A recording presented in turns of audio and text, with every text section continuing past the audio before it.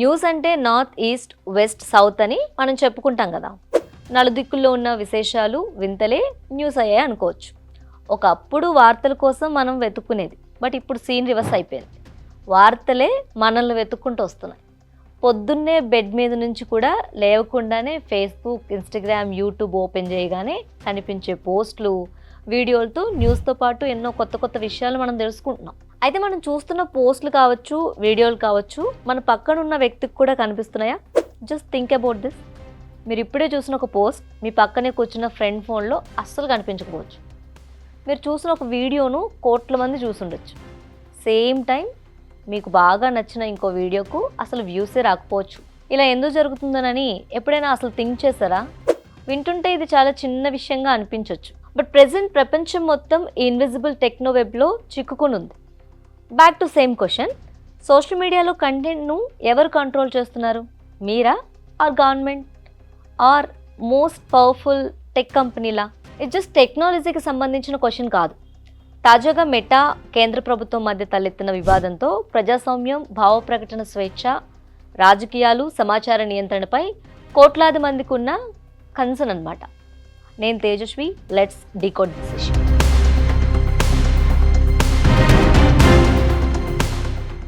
Prime minister Modi video delete issue ఇప్పుడు ఈ డిస్కషన్ను lime లైట్లోకి తెచ్చింది. జంతర్ మంతర్ ప్రొటెస్ట్ టైంలో జెన్జీని ఉద్దేశించి మోడీ మాట్లాడిన వీడియోను మెటా ఏఐ రిమూవ్ చేసింది. టెక్నికల్ ఎర్రర్ అని మెటా క్లారిటీ ఇచ్చింది. బట్ గవర్నమెంట్ సాటిస్ఫై కాలేదు. ఆ పోస్ట్ను ఎలా హ్యాండిల్ చేశారు? ఎందుకు అలా చేశారు? ఏ ఆధారిత కంటెంట్ను గుర్తించే విధానం ఏంటి?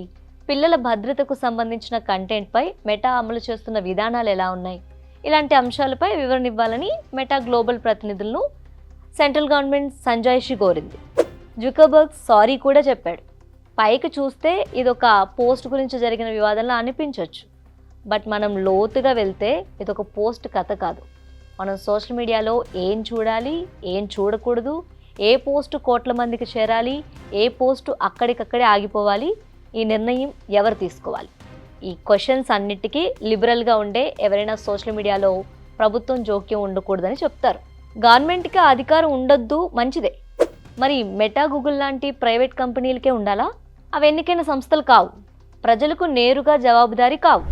వాటి ఆల్గరిథం ఎలా పనిచేస్తుందో వాటికే కంప్లీట్గా తెలియదు. నా పాయింట్ ఏంటంటే, ఒకవైపు అపరిమిత ప్రభుత్వ నియంత్రణ ప్రమాదమే, మరోవైపు ఎవరికీ ఆన్సరబుల్ కాని కార్పొరేట్ కంట్రోల్ కూడా అంతే డేంజర్. అందుకే ఇప్పుడు క్వశ్చన్ మారిపోయింది. సోషల్ మీడియాను ఎవరు నియంత్రించాలి అని కాకుండా, సోషల్ మీడియాను నియంత్రించే వారిని ఎవరు నియంత్రించాలి అని అడగాలి. ఎందుకంటే ప్రజాస్వామ్యంలో అధికారం ఎవరి చేతిలో ఉన్నా చివరికి అది ఎవరికి జవాబుదారీగా ఉంటుందనేదే అసలు పాయింట్. ఈ ఇష్యూ గురించి క్లారిటీ రావాలంటే మన మొబైల్ స్క్రీన్ పైన కనిపించే ప్రతి పోస్ట్ వెనుక ఉన్న ఒక కనిపించని వ్యవస్థ అర్థం చేసుకునే ప్రయత్నం చేద్దాం. ఒకప్పుడు వార్తల కోసం మన గ్రాండ్ పేరెంట్స్ పొద్దున్నే వచ్చే న్యూస్ పేపర్ కోసం వెయిట్ చేసేవాళ్ళు. అయితే ఆ పేపర్లో ఉన్న వార్తల్లో చాలా వరకు నిన్న జరిగినవే, కొన్నిసార్లు అంతకు ముందు రోజు జరిగినవి కూడా ఉంటాయి. కమ్యూనికేషన్ అండ్ లాజిస్టిక్ టూల్స్ లేకపోవడంతో అప్పట్లో వార్తలు సహజంగానే కొంత ఆలస్యంగా ప్రజల దగ్గరకు చేరేది.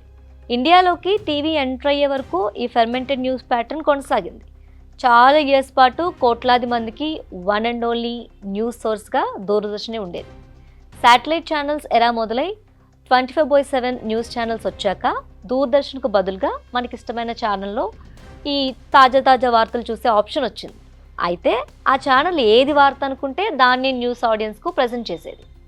న్యూస్ మీద నియంత్రణగా దీన్ని కొంతవరకు భావించవచ్చు. అయితే డిజిటల్ ఎరాలో ఆ పరిస్థితి ఇప్పుడు లేదు. ఇప్పుడు ప్రతి ఒక్కరి చేతిలో ఒక మొబైల్ ఉంది, ప్రతి ఒక్కరూ ఒక కంటెంట్ క్రియేటర్, ప్రతి ఒక్కరూ ఒక పబ్లిషర్.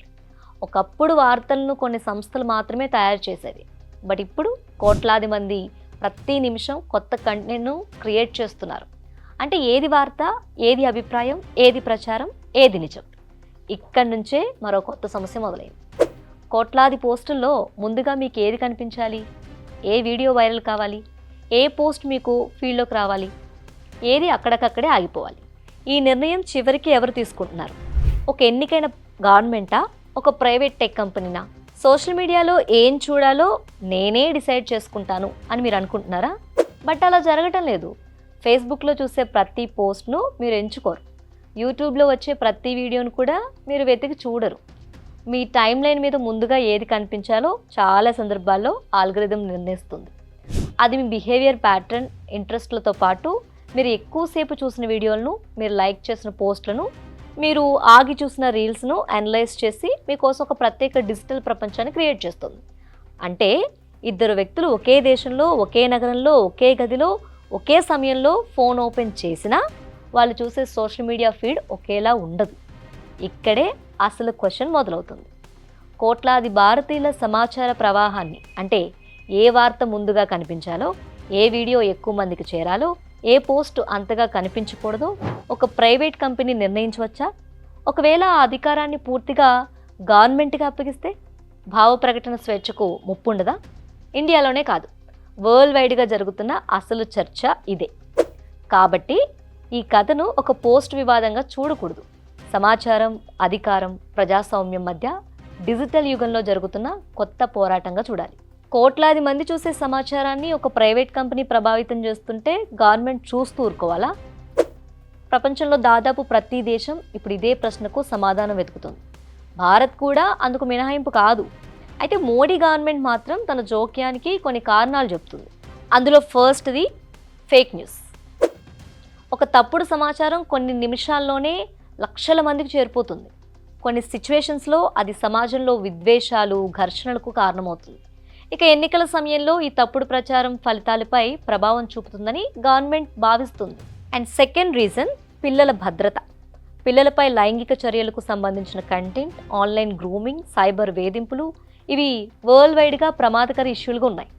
అలాంటి కంటెంట్ను వెంటనే గుర్తించి తొలగించాలని ప్రభుత్వాలు, సోషల్ మీడియా కంపెనీలు కోరుతున్నాయి. అండ్ థర్డ్ రీజన్ జాతీయ భద్రత. ఉగ్రవాద ప్రచారం, విదేశీ శత్రు దేశాల దుష్ప్రచారం, హింసను రెచ్చగొట్టే పోస్టులు, మత విద్వేషాన్ని పెంచే ప్రచారం, ఇలాంటి కంటెంట్ను ఖచ్చితంగా నియంత్రిస్తామని గవర్నమెంట్ చెప్తుంది. ఇప్పుడు దీనికి మరో కొత్త కోణం కూడా చేరింది, అదే ఏఐ. ఈరోజు ఒక ఫోటో నిజమైనదా లేదంటే దాన్ని ఏఐతో తయారు చేశారా అని చెప్పడం కష్టమవుతుంది. ఒక వీడియో నిజమా, డీప్ ఫేక్నా గుర్తించడం అంత తేలిక కాదు. ఒక రాజకీయ నాయకుడు చెప్పని మాటల్ని చెప్పినట్టు వీడియో తయారు చేయడం కూడా ఇప్పుడు డెడ్ ఈజీ. ఇలాంటి సిచ్యువేషన్లో సోషల్ మీడియా కంపెనీలు మరింత బాధ్యతగా వ్యవహరించాలని గవర్నమెంట్ కోరుతుంది. ఇదంతా విని ప్రభుత్వ వాదనలో లాజిక్ ఉందనిపిస్తుందా? అయితే ఈ కథకు మరో కోణం కూడా ఉంది. మొన్న జరిగిన నీట్ విద్యార్థుల ఆందోళన తర్వాత గవర్నమెంట్కి సోషల్ మీడియా భయం పట్టుకుందన్న వాదనలు వినిపిస్తున్నాయి.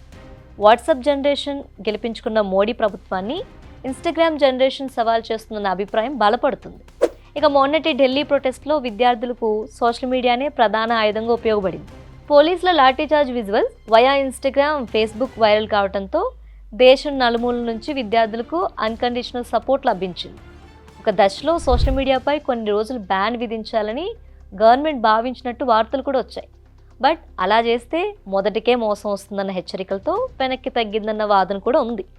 అప్పటి నుంచే నిషేధం కాకుండా నియంత్రణ గురించి మోడీ ప్రభుత్వం ఆలోచిస్తుందని కొంతమంది ఆరోపిస్తున్నారు. ఇక ఇదే టైంలో మోడీ వీడియో డిలీట్ కావడంతో కేంద్ర ప్రభుత్వం రంగంలోకి దిగిందని చెప్పుకుంటున్నారు. ప్రభుత్వం పైకి ఎన్ని కారణాలు చెప్తున్నప్పటికీ సోషల్ మీడియాపై తన కంట్రోల్ ఉండాలన్నదే దాని వ్యూహంగా కనిపిస్తుందనేది విమర్శలు వస్తున్నాయి. సోషల్ మీడియాపై గవర్నమెంట్ నియంత్రణ ఉంటే ఏమవుతుంది? ఈ ప్రశ్నకు ఇండియాలోనే కాదు, వరల్డ్లో ఏ దేశంలోనైనా ఒకటే ఆన్సర్ వస్తుంది. ప్రజాస్వామ్యానికి పునాదిలా భావించే భావ ప్రకటన స్వేచ్ఛ ప్రమాదంలో పడుతుంది. ప్రభుత్వాన్ని విమర్శించే పోస్టులు, విధానాల్లోని తప్పుల్ని ఎత్తి చూపించే జర్నలిజం, విపక్షాల అభిప్రాయాలను ప్రభుత్వం భరించలేకపోవచ్చు. ఇలాంటి టైంలో ఏ పోస్ట్ ఉండాలి, ఏ పోస్ట్ తొలగించాలి అనే అధికారం పూర్తిగా ప్రభుత్వానికి ఉంటే ఆ పవర్ దుర్వినియోగం అయ్యే అవకాశం ఉంది. ఇంతేకాదు, జాతీయ భద్రత, ఫేక్ న్యూస్ పేర్లతో తమకు ఇబ్బందిగా ఉన్న సమాచారాన్ని ప్రభుత్వాలు అడ్డుకునే అవకాశం ఉందని కొందరు భావిస్తున్నారు. సో మీకు ఒక రియల్ టైం ఎగ్జాంపుల్ చెప్తాను. సోషల్ మీడియాలో ప్రభుత్వాన్ని విమర్శిస్తున్నారని కొంతమందిపై తెలంగాణ గవర్నమెంట్ కేసులు పెట్టడం, ఆ పోస్టులను రిమూవ్ చేయాలంటూ సోషల్ మీడియా కంపెనీలను కోరడాన్ని మనం చూస్తూనే ఉన్నాం.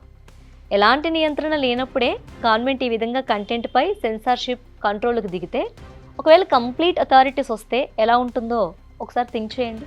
ప్రభుత్వాల ప్రచార యంత్రాంగాలుగా సోషల్ మీడియా ప్లాట్ఫామ్లు మారకూడదు. అట్ ది సేమ్ టైం అవే ఫైనల్ డెసిషన్ మేకర్స్గా కూడా మారకూడదన్న వాదన రోజు రోజుకు బలపడుతుంది. ప్రజాస్వామ్యంలో సమాచారం మీద ఇంతటి అధికారం చివరికి ఎవరి చేతిలో ఉండాలన్న ప్రశ్నకు బహుశా ఎవరి దగ్గర సమాధానం ఉండకపోవచ్చు. ప్రపంచంలోని దాదాపు ప్రతి ప్రజాస్వామ్య దేశం ఇప్పుడు ఈ సమస్యను ఎలా హ్యాండిల్ చేయాలో తెలియక తలబట్టుకుంటుంది. సోషల్ మీడియాను ఎలా నియంత్రించాలి? కంపెనీలను స్వేచ్ఛగా వదిలేయాలా ఆర్ ప్రభుత్వాలు కఠినంగా నియంత్రించాలా? ఈ ప్రశ్నకు ఏ దేశం దగ్గర కూడా సమాధానం పూర్తిగా లేదు. అయితే ప్రతి దేశం తనదైన ప్రయోగం చేస్తుంది.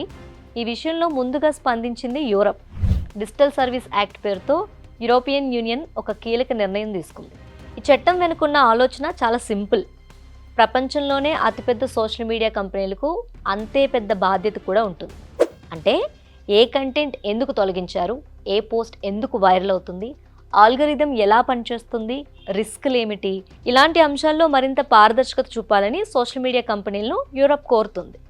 ఇంతేకాదు, లాభాలు సంపాదించడం మాత్రమే కాదు, సమాజంపై తాము చూపించే ప్రభావానికి జవాబుదారీగా ఉండాలని యూరప్ నిర్దేశిస్తుంది.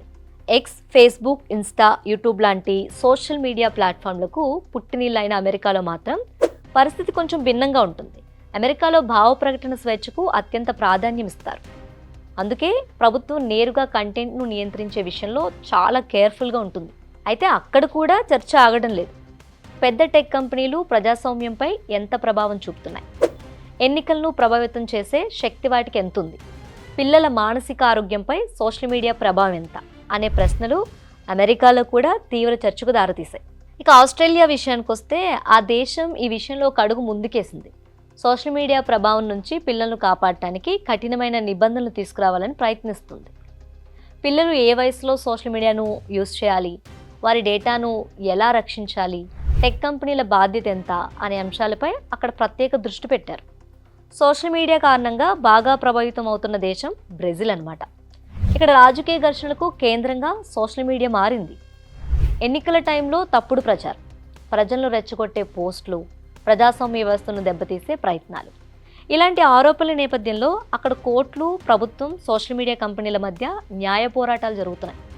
కొన్ని సిచ్యువేషన్స్లో ప్లాట్ఫామ్లపై తాత్కాలిక ఆంక్షలు విధించే వరకు సిచ్యువేషన్ వెళ్ళింది. సో ఇప్పుడు మన ఇండియా విషయానికి వద్దాం. వరల్డ్లోనే అత్యధిక సోషల్ మీడియా వినియోగదారులున్న దేశాల్లో భారత్ ఒకటి. ఇక్కడ సమస్య మరింత క్లిష్టంగా ఉంటుంది. బికాస్ వందల భాషలు, వేలాది ప్రాంతీయ సమస్యలు, మతపరమైన సున్నితమైన అంశాలు, ఏఐ కంటెంట్, ఫేక్ న్యూస్ ఇవన్నీ ఒకేసారి సోషల్ మీడియాను ముంచెత్తుతున్నాయి.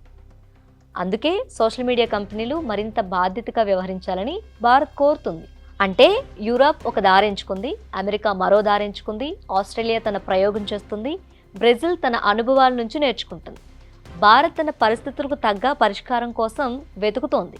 బట్ ఇప్పటికీ ఒక్క దేశం కూడా ఇదే సరైన మోడల్ ఇది అని చెప్పలేకపోయింది. అదే ఈ కథలో అత్యంత ఆసక్తికరమైన విషయం. ఇది మెటా వర్సెస్ భారత్ కథ కాదు. ఇది ప్రపంచవ్యాప్తంగా ప్రజాస్వామ్య దేశాలు డిజిటల్ యుగానికి కొత్త నియమాలు రాసే ప్రయత్నం చేస్తున్న కథ. ఇప్పటి వరకు మనం ప్రభుత్వాల వాదన విన్నాం, టెక్ కంపెనీల వాదన కూడా చూసాం, ప్రపంచ దేశాలు ఎలాంటి ప్రయోగాలు చేస్తున్నాయో కూడా తెలుసుకున్నాం. ఇన్ని ప్రశ్నల మధ్య ఒక కీలక ప్రశ్న మాత్రం ఇంకా మిగిలే ఉంది. ఈ మొత్తం వ్యవహారంలో అల్టిమేట్ విక్టిమ్ ఎవరు? ఇంకెవరు? మనమే. ఎస్, సోషల్ మీడియాని ఉపయోగిస్తున్న ప్రతి ఒక్కరూ ఈ మాయాజూదంలో బాధితులే. ఎందుకంటే సోషల్ మీడియాను కేవలం సమాచారాన్ని ఇచ్చే సాధనం మాత్రమే అనుకోవద్దు. ఇది మన ఆలోచనలు, చివరికి మన ప్రవర్తనను శాసిస్తున్న వేల కోట్ల వ్యాపారం.